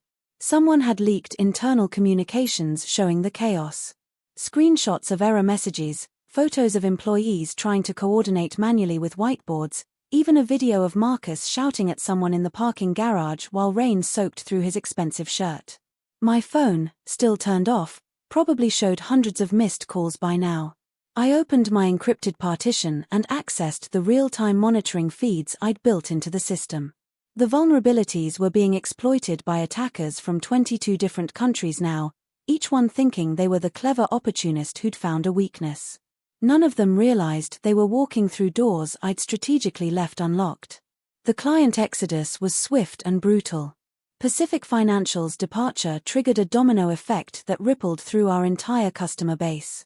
If Quantum Shield couldn't protect itself, how could it protect anyone else? By 2 p.m., 85% of our major contracts had termination clauses invoked. The investor situation was even worse. Dr. Cross hadn't just pulled her funding, she'd issued a public statement through TechCrunch distancing her firm from what she called Quantum Shield's fundamental security failures and questionable management decisions. Other investors followed like lemmings, each statement another nail in the company's coffin. At 3:30 p.m., the federal announcement came through every major news outlet.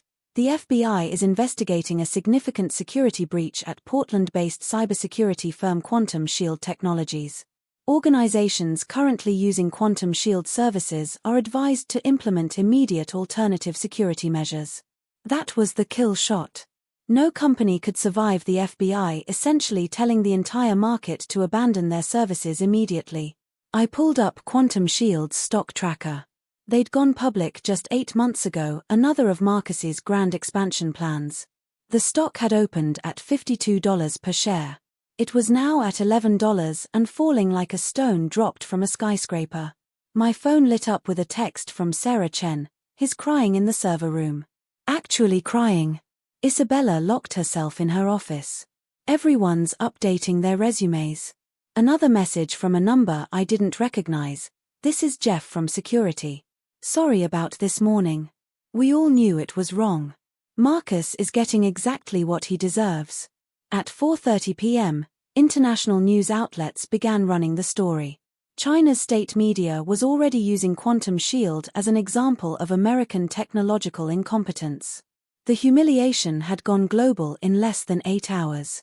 I closed my laptop and made another cup of tea, this time adding honey from the local farm stand Marcus and I used to visit on Sunday mornings. Outside, Portland's winter sun was trying to break through the clouds, casting everything in that peculiar northwest light that made wet streets look like rivers of silver.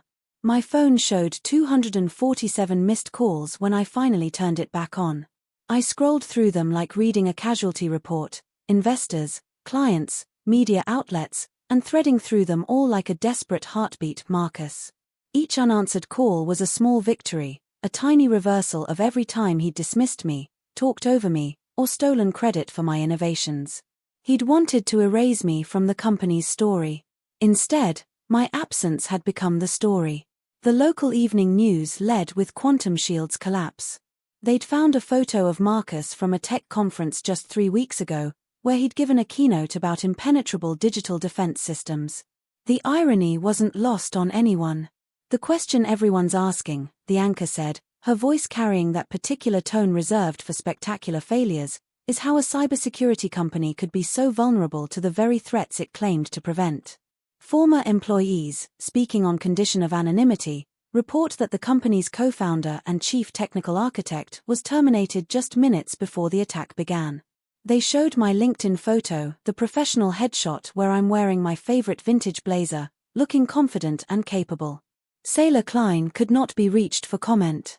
Oh, I could be reached. I was just too busy watching an empire burn, one elegant line of code at a time. The call from SecureVault Industries came 4 days after Quantum Shield's implosion made national headlines.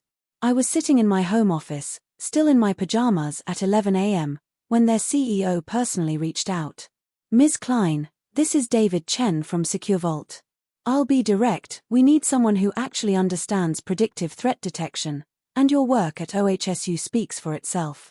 Are you available for emergency consulting? My first instinct was to decline.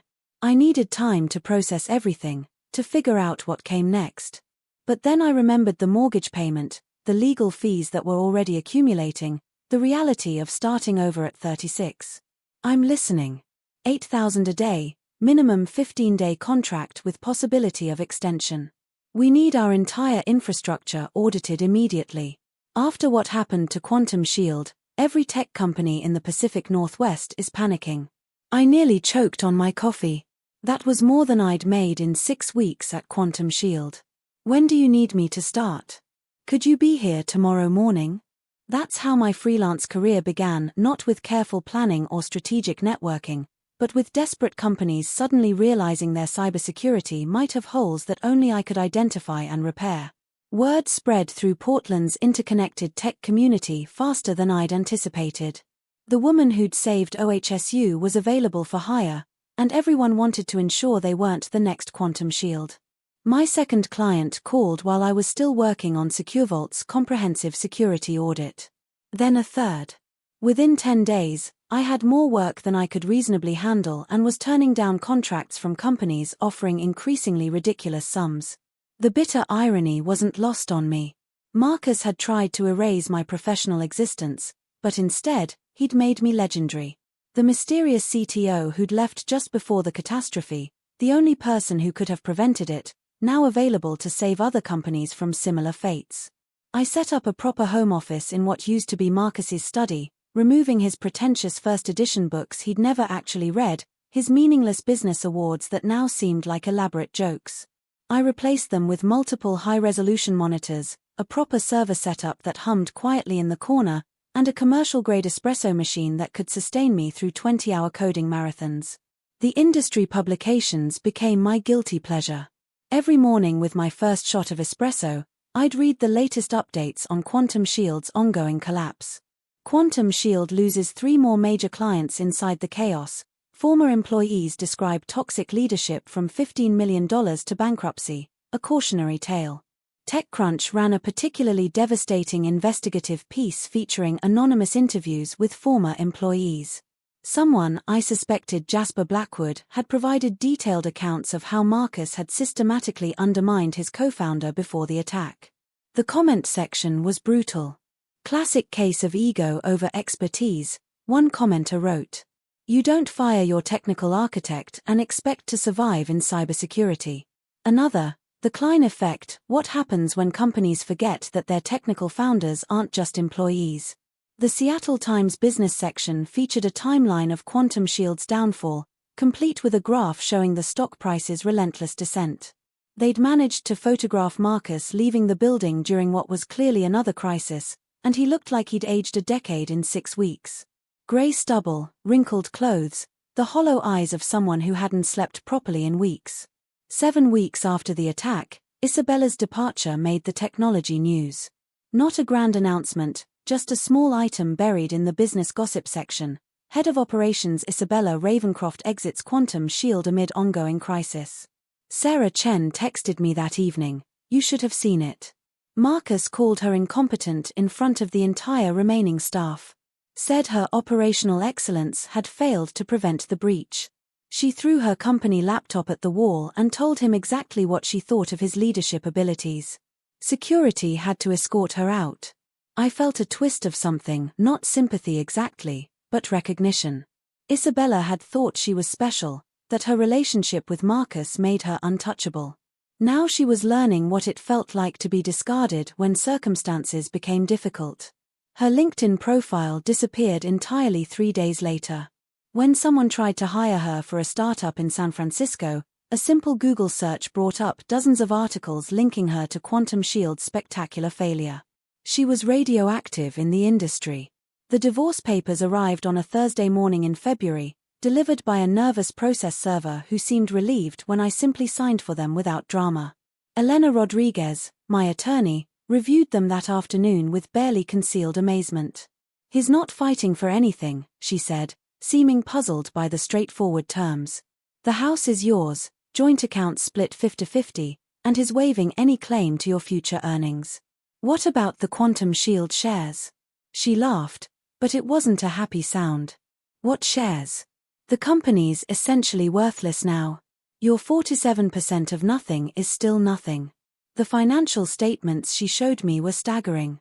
Quantum Shield, once valued at $15 million, was now worth less than $800,000 and still falling.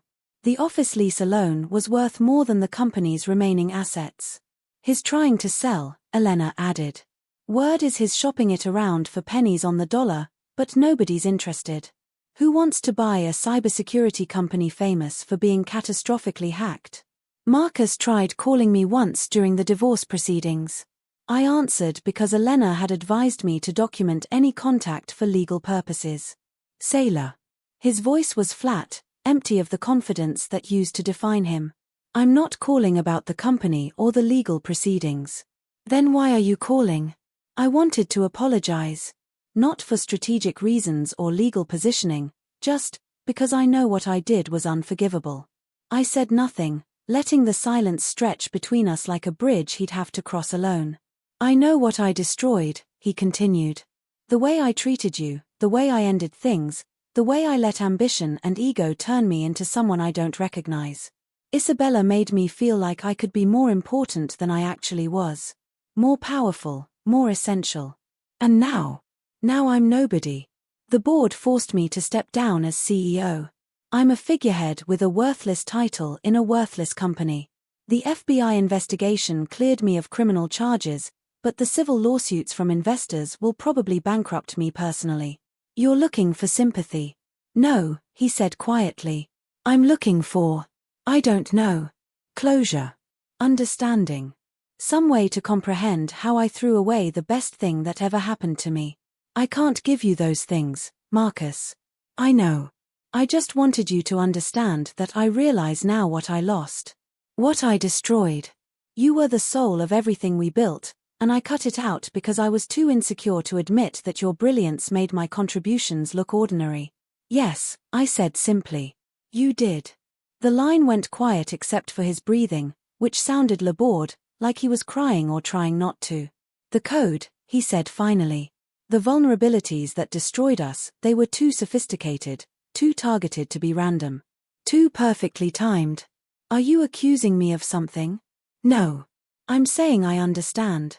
And if I were in your position, knowing what I know now about what you're capable of, I probably would have done the same thing. Or worse. I have to go, Marcus." "Yeah. Take care of yourself, sailor. You deserve everything good that's coming." That was the last time we spoke directly. The divorce was finalized 6 weeks later, processed with the efficiency of people who had nothing left to fight about. I kept my maiden name on all the paperwork, Klein, not Vaughn, the name I should never have changed in the first place. Meanwhile, Quantum Shield continued its death spiral with the inevitability of gravity. Employees left daily, taking whatever institutional knowledge they could carry. The Portland office, once bustling with 63 people, was down to 8. They'd already shuttered their planned expansion to Seattle and were desperately trying to sublease their downtown space. The final nail came when the FBI investigation concluded. While they found no evidence of internal sabotage, my code was far too elegant for their forensic tools. They did uncover evidence of systematic financial fraud. Those phantom consulting companies that Marcus and Isabella had been feeding money to became the focus of a separate investigation. Dr. Cross called me one last time as Quantum Shield entered its final death throes. "We're writing it off as a total loss," she said, her voice carrying the weight of professional disappointment. $15 million gone. My partners want to understand how I could have been so blind to the risks. "You saw what Marcus wanted you to see," I replied. A charismatic male CEO with impressive credentials and a convenient technical partner who did the actual innovation. "No, I saw what I wanted to see. It's the oldest story in venture capital, and I fell for it completely. What happens now? Bankruptcy proceedings start next week. The platform assets will be sold off to whoever can salvage value from the wreckage. The technology you built will probably be bought for a fraction of its worth. And Marcus? Unemployable in tech. Between the company failure and the FBI investigation, he's finished in the industry. Last I heard, he was moving back to Ohio to live with his parents. Where he'd started, where he'd sworn he'd never return. The ambitious boy from Columbus who'd come to Portland to conquer the tech world was going home defeated and broken. My consulting business, meanwhile, was thriving beyond anything I'd imagined possible. I'd incorporated as Klein Security Solutions, a name that felt both personal and powerful. In 3 months, I'd earned more than my entire annual salary at Quantum Shield. But the clients weren't just buying my expertise, they were buying the story. The woman who'd survived the industry's most spectacular betrayal, who'd walked away from disaster and emerged stronger. My calendar was booked solid for the next 6 months, with a waiting list that stretched into the following year. One evening, while reviewing a contract that would take me to Austin for 2 weeks of security consulting, I received a text from an unknown number. "The office is officially empty now. They're changing the locks tomorrow. End of an era." I knew it was Jasper, even though he'd never contacted me directly since my termination. I also knew what he was really telling me, that the physical space where we'd built dreams and watched them die was being sealed away like a tomb. I poured myself a glass of wine and stepped onto my deck, looking out at Portland's skyline. Somewhere in that maze of lights was an empty office with my code still embedded in its dormant systems. Somewhere was Marcus, probably packing whatever remained of his life. Somewhere was Isabella, trying to rebuild a career that had turned to ash in her hands. And here I was, alone but not lonely, betrayed but not broken, standing on the deck of a house I now owned completely, surrounded by contracts representing a future I was building on my own terms. No co-founders, no partners, no one who could betray me or claim credit for my work. The wine tasted like vindication, complex and satisfying. The glass was still in my hand when I heard the knock. Not the doorbell, a soft, hesitant knock like someone afraid of being hurt or rejected. It was past 9 p.m. on a Thursday evening, 4 months after Quantum Shield's spectacular collapse. I looked through the peephole and nearly dropped the wine. Marcus stood on my doorstep, but this wasn't the Marcus who'd terminated me with corporate precision. His hair was too long and unkempt. He wore a wrinkled flannel shirt I recognized from our dating days, the blue one with a small coffee stain near the pocket that had never quite washed out. His hands shook slightly as he raised them to knock again. I opened the door but didn't invite him inside. "Hello, Marcus." He looked up, and I saw defeat written in every line of his face. Dark circles made his eyes look sunken. He'd lost significant weight, maybe 20 pounds, and his wedding ring was gone, leaving only a pale band of skin on his finger like a scar. "Can we talk?" His voice cracked on the second word. "We have attorneys for that. Not about the divorce. About Quantum Shield. What's left of it?" I leaned against the doorframe, studying this broken version of the man who'd once commanded boardrooms with effortless confidence. Why would I care about Quantum Shield? Because I'm here to beg. The words fell out of him like confession. The company is dying, sailor.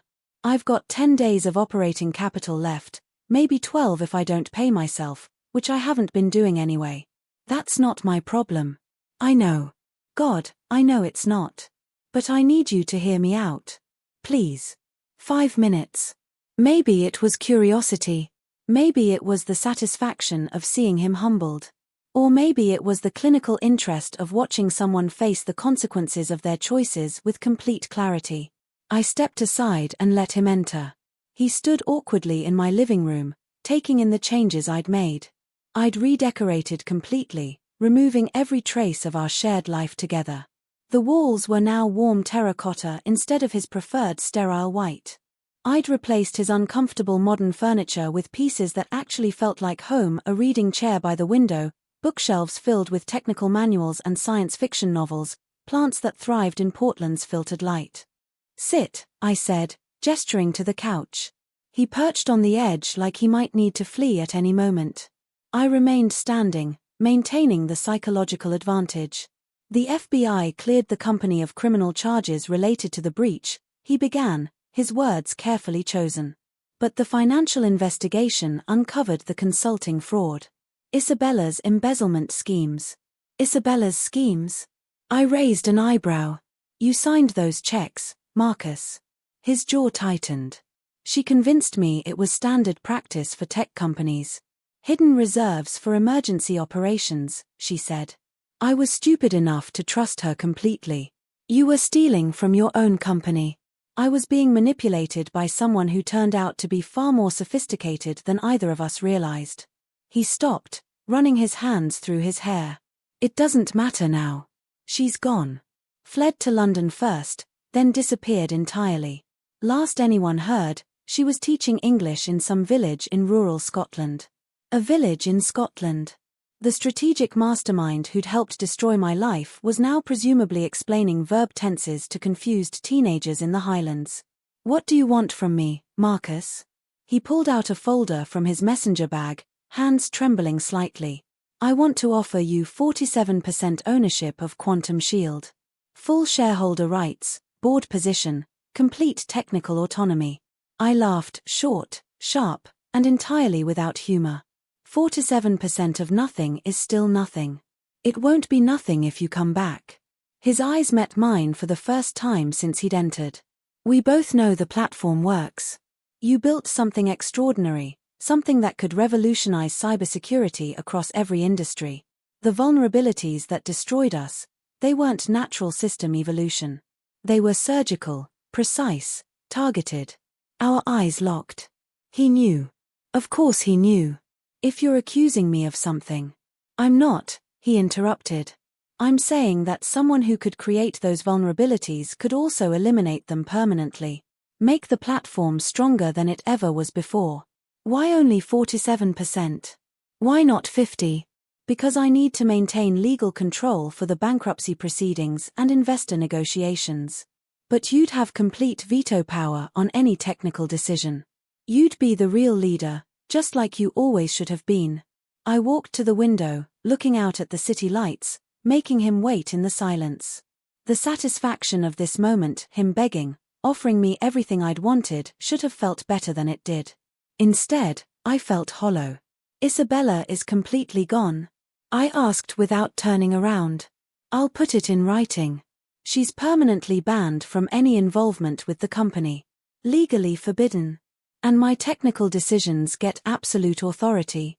I won't even have access to core systems unless you explicitly grant it." "The employees who remain, do they know you're here?" "The 8 people still working there." He swallowed hard. "They're the ones who told me to come. Sarah specifically said I'd thrown away the best thing that ever happened to the company out of ego and stupidity. Sarah, still fighting for me even when I wasn't there to see it. I need complete access to all financial records. Real ones, not the sanitized versions you showed me before." "Done. And I want it in writing that you acknowledge my role as the primary architect of all core technology." "Yes. Whatever you want." "And Marcus." I turned to face him directly. "If you ever try to undermine me again, I don't just walk away. I take the platform with me. Legally and technically." His face went pale as he processed what that meant. "How could you do that?" "The same way I could create vulnerabilities that looked like random external attacks. Don't ever underestimate me again." He nodded slowly, understanding finally settling in his expression. "I never should have underestimated you in the first place." We spent the next 3 hours going through his proposal. He'd clearly had experienced lawyers prepare it. Everything I'd demanded was already included, plus provisions I hadn't thought to request. Full medical benefits retroactive to my termination date. Compensation for the months I'd been excluded. even a clause stating that any future sale or merger required my explicit written approval. When do you need an answer? I asked when we'd reviewed every page. Honestly, yesterday. But I know I have no right to pressure you for anything. Take whatever time you need. He stood to leave, then paused at my door, looking smaller somehow in the frame that had once fit his confidence so perfectly. Sailor, I know this doesn't fix what I did. The betrayal, the affair, the systematic way I tried to erase you from something you created. I don't expect forgiveness. Good, because you won't get it. I understand. But maybe we can build something new. Not as husband and wife, obviously that's impossible now. But as business partners who learned the most expensive lesson in tech history. After he left, I called Elena immediately. He offered you what? She sounded stunned after I explained the terms. Sailor, this is unprecedented. You'd have almost complete control of a company that still owns incredibly valuable intellectual property. Is it legally solid? I'll review it with a fine-tooth comb, but from what you're describing, yes. The real question is whether you want to return to that environment. Did I? My consulting business was thriving. I was my own boss, choosing my clients, setting my own schedule. Why would I return to the place where I'd been systematically humiliated and betrayed? But then I thought about the platform itself, my code, my innovations, my life's work sitting dormant in a dying company. The technology that could prevent attacks before they happened, protect hospitals and schools and government agencies from digital destruction. All of it wasting away while inferior systems filled the market gap. I texted Sarah, Marcus came to see me tonight. Her response was immediate, please come back. We need you. The platform needs you. I'll personally ensure nobody disrespects you ever again. Monday morning, I walked through Quantum Shield's doors for the first time in 4 months. The office felt like a ghost town, empty desks, dark offices, the reception area unstaffed and echoing. The remaining 8 employees were clustered in what used to be the break room, now converted into a makeshift crisis operations center. They all stood when I entered, and the silence stretched for several heartbeats. Sarah stepped forward, her relief visible. Welcome back, Sailor. We've prepared a full status report on current system conditions whenever you're ready. Where's Marcus? In the small conference room, Jasper said, speaking for the first time since my return.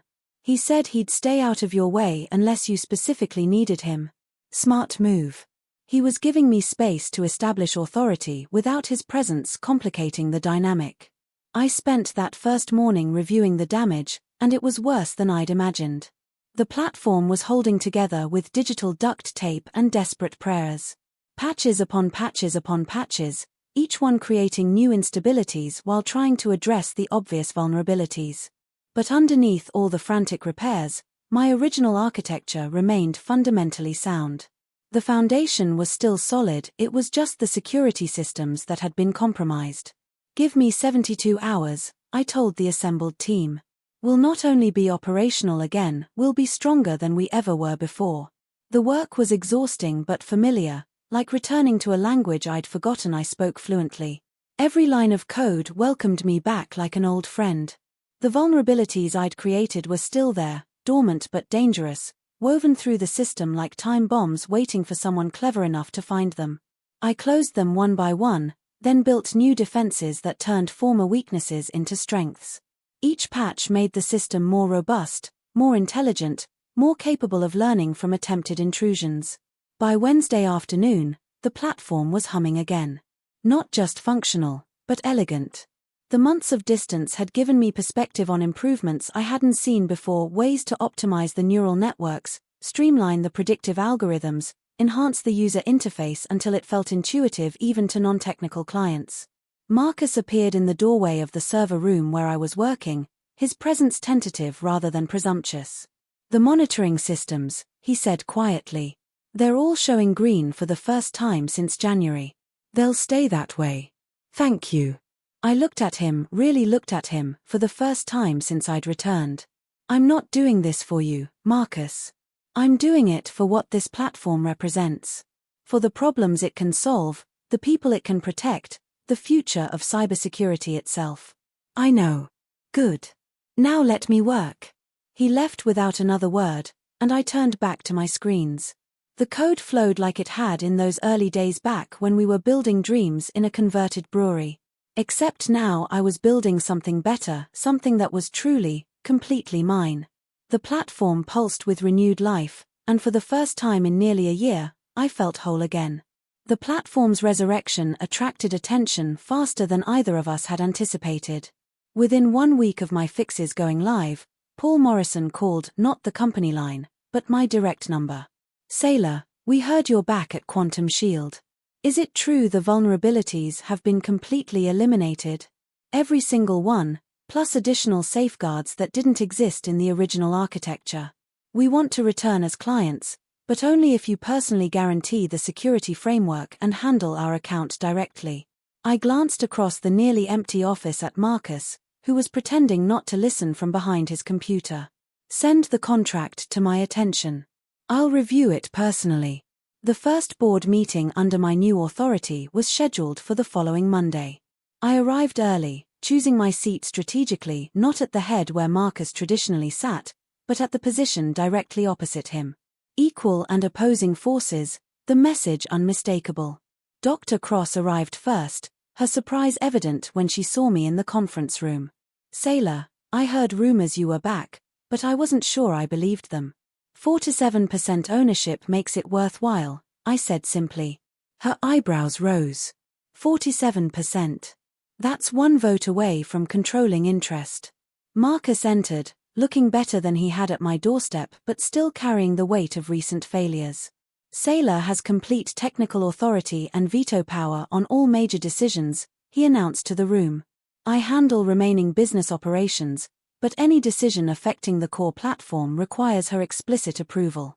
Other board members filtered in, each showing varying degrees of surprise at the new power dynamic.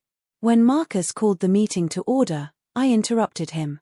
"Before we begin, I need to clarify the operational structure," I said, my voice carrying the authority of someone who'd learned exactly what she was worth.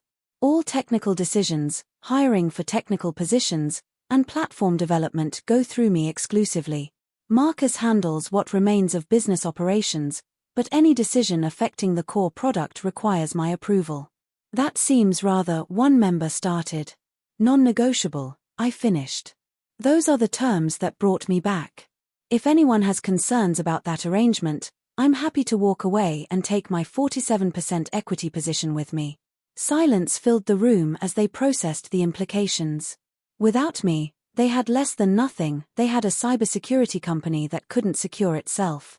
"Well then," Dr. Cross said slowly, something that might have been respect creeping into her voice, "let's hear about the recovery plan." I laid out my vision systematically. Not just recovery, but transformation. The attack had taught us invaluable lessons about our own architecture.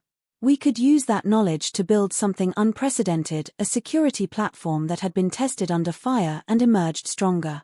"It's brilliant," Dr. Cross admitted when I finished. "But we need clients to believe in us again. The market trust is completely shattered." "They will believe," I said, "because we're going to be completely transparent about what happened. Not the details that could compromise security, but the lesson itself. We're the cybersecurity company that learned from catastrophic failure. That's more valuable than empty promises of invulnerability." Marcus started to speak. "I think what Sailor means." I said exactly what I meant. I cut him off sharply. "And I don't need translation or clarification." His face flushed, but he nodded. "Of course. My apologies." The room shifted perceptibly. They'd never seen anyone shut down Marcus so definitively, so publicly. The power dynamic was crystal clear now. I wasn't his technical support anymore. I was his superior, and everyone knew it. Over the following weeks, Marcus tested boundaries constantly, like a dog probing an electric fence. He scheduled a meeting with a potential chief technology officer candidate without informing me. I walked into his office during the interview. "Thank you for coming," I told the confused candidate politely, "but the CTO position isn't available. We won't be hiring for that role while I'm here." The candidate glanced between Marcus and me, clearly uncertain about the company hierarchy. There's been a miscommunication, Marcus said smoothly, trying to salvage the situation. No, I replied, my voice carrying absolute finality. There's been a decision. Mine. After the candidate left, Marcus's corporate composure finally cracked completely. You embarrassed me in front of a qualified professional. You went behind my back to hire my own replacement. How does it feel? He wanted to implement aggressive cost cuts, starting with the development team's equipment budget. I called an all-hands meeting with our remaining staff and overruled him publicly. Investment in our technical infrastructure is non-negotiable, I announced to the 8 people who represented our entire workforce. In fact, we're doubling the equipment budget. Quality tools create quality work, and quality work creates client confidence. We can't afford, Marcus started. We can't afford not to, I interrupted, pulling up our financial projections on the conference room screen. The Pacific Financial contract alone covers the upgrade costs, plus the SecureVault consulting revenue provides additional buffer. Sarah suppressed a smile. Jasper nodded approvingly. The other developers looked relieved. They'd been working with outdated equipment while Marcus spent money on executive office renovations and phantom consulting fees. By month 3 of my return, we'd not only recovered our 4 major clients but signed 6 new ones. Each contract came with a personal security assessment conducted by me, my signature on every evaluation, my name attached to every guarantee. Technology blogs started referring to it as the Klein resurrection, the extraordinary comeback led by the woman who'd been pushed out at the moment of crisis. New clients weren't just buying our platform. They wanted the system that had been battle-tested, broken under pressure, and rebuilt stronger than before. Our catastrophic failure had become our greatest selling point. Companies trusted us because we'd survived the worst possible scenario and emerged more capable than ever. We need to discuss expansion, Marcus said during a planning session 6 months after my return. Maybe open offices in Seattle and San Francisco. We need to solidify what we have first, I countered. Expansion was part of what distracted you before. Distracted me from what? From remembering that without a strong technical foundation, everything else is just expensive decoration. The room went completely quiet. Everyone understood what I meant: his affair with Isabella, his obsession with appearing successful rather than actually being successful, his willingness to sacrifice substance for image. It was month 8 when Marcus finally confronted me directly about what we both knew but had never spoken aloud. We were alone in the office late one evening, reviewing quarterly reports that showed we'd not only recovered but exceeded our previous peak valuation. You did it, he said suddenly, his voice barely above a whisper. Did what? The attack. The vulnerabilities. You orchestrated all of it. I set down my pen and looked at him directly. That's a serious accusation, Marcus. It's not an accusation. It's acknowledgement. He leaned back in his chair, looking older than his 38 years. The timing, the precision, the way the vulnerabilities disappeared the moment you returned. No one else could have engineered something so sophisticated. If you truly believe that, why haven't you contacted the authorities? He laughed bitterly. With what proof? You're too intelligent to leave evidence. Besides, we both know I deserved it. You destroyed my life, I said quietly. Tried to steal my work, humiliated me professionally, betrayed our marriage and our partnership for someone who abandoned you the instant things became difficult. I know. Do you? Do you really understand what it felt like to watch you and Isabella plan my destruction while I slept next to you every night? To see my life's work credited to others? To be escorted out like a criminal from the company I built with my own hands? His hands clenched on the desk surface. I was an arrogant fool. Insecure, selfish, and ultimately stupid. I threw away the best partnership of my life for an ego boost and validation from someone who told me what I wanted to hear. Yes, I agreed simply. You did. We sat in silence for several minutes, the weight of destroyed trust settling between us like sediment. The platform is worth $18 million now, he said finally. $6 million more than our previous peak. Your 47% stake is worth more than the entire company was originally. Money was never the point, Marcus. Then what was? Respect. Recognition. Acknowledgement that I was never your supporting player or technical assistant. I was the primary architect of everything we built together. You are, he said, meeting my eyes. You are, and everyone knows it now. 1 year after my return, we held a company celebration. Not in some expensive restaurant that would strain our rebuilding budget, but right there in the office with the 42 employees we'd grown back to. I stood at the front of our main conference room, not beside Marcus, but alone, as the technical founder who'd saved the company. Quantum Shield failed because we forgot what made us strong, I said, looking directly at Marcus as I spoke. We forgot that technology isn't about corporate politics or organizational positioning or impressive presentations. It's about building something that works, something that protects, something that matters more than individual ambition. The applause was genuine and sustained.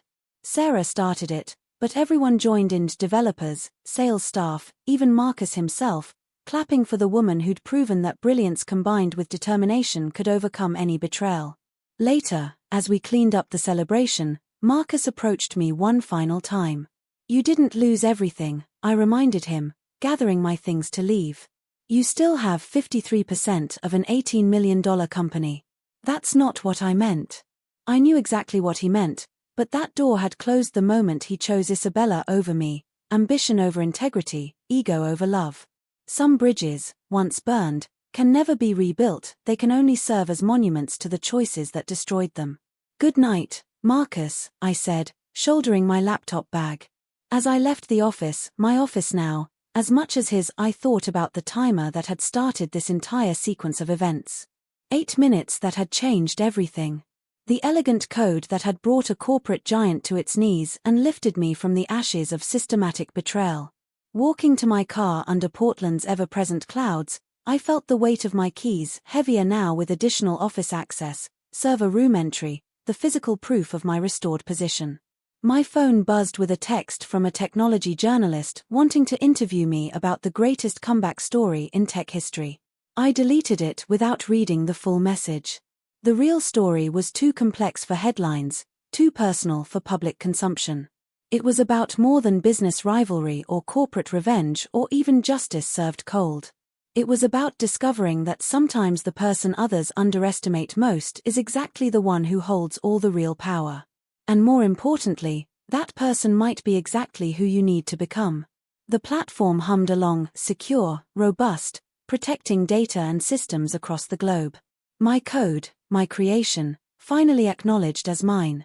The neural networks I'd designed were learning and evolving, becoming more sophisticated with each attempted intrusion they analyzed and defeated. And Marcus, he'd learned the hardest lesson of his professional life. Never underestimate the woman who built your digital kingdom, because she knows exactly how to bring it down. And if you're very lucky, she might also be the only person capable of building it back up again. But only on her terms. Only when she chooses. Only when justice has been served with the precision of perfectly executed code.